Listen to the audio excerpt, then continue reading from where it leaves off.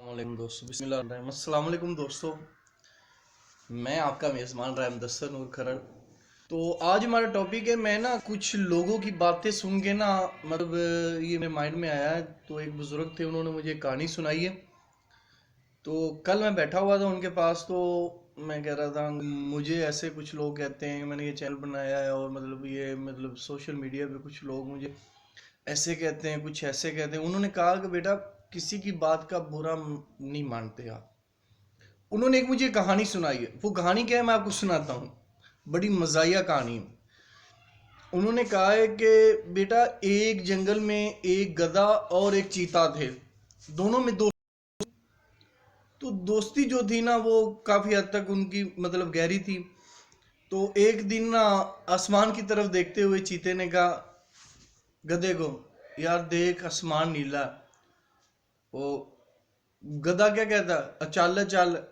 फिर चीते ने कहा यार नहीं, हालना क्या। और दूसरा जो गधा था वो कह रहा था नहीं, चल चल आसमान काला। वो मान नहीं रहा था। उसने बड़ा उसको समझाया, एक दो बंदे के पास चले गए, जंगल के कुछ जानवर थे, उनसे राय ली, तो उन्होंने भी कहा कि आसमान नीला। फिर भी गधा नहीं माना। तो फिर उसने कहा चलो हम जंगल के बादशाह शेर की तरफ चलते हैं, उससे पूछते हैं।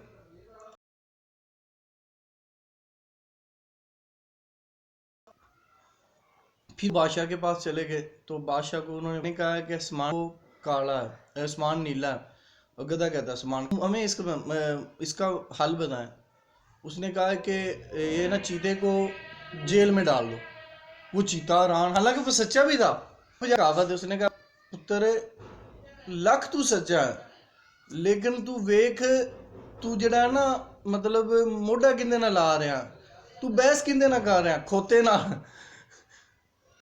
क्या भावे तू लग सच्चा है, नहीं लब्भा तीन दिन तू बहस करें, तू बहस किंदे ना कर रहा खोते ना। सके बंद कर दो।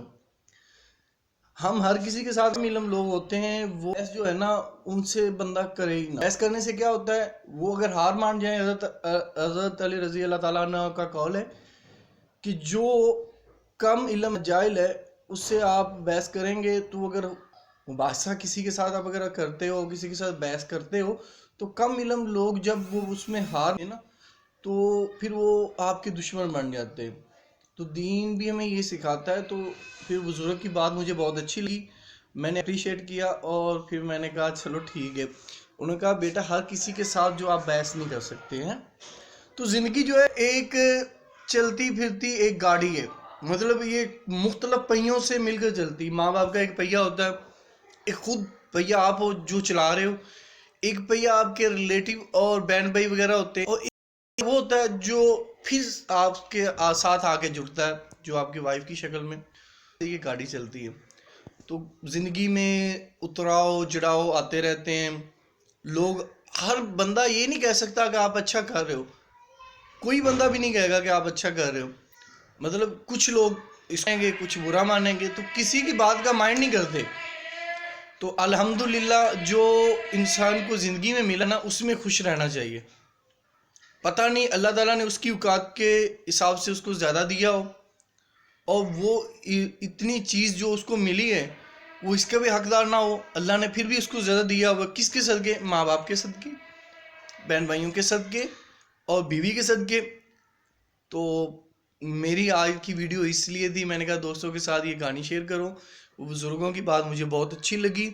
तो अगर आपको भी अच्छी लगी हो तो प्लीज़ हमारे channel Street Ranger Food and Fun को सब्सक्राइब करें, शेयर और कमेंट करें, ताकि हमारा चैनल आगे बढ़ सके और मज़ीद आपके लिए वीडियोस और नई की रेसिपीज़ वगैरह और घरेलू चीज़ें आपके मतलब घर में जो यूज़ होती हैं वो लेकर आते रहें।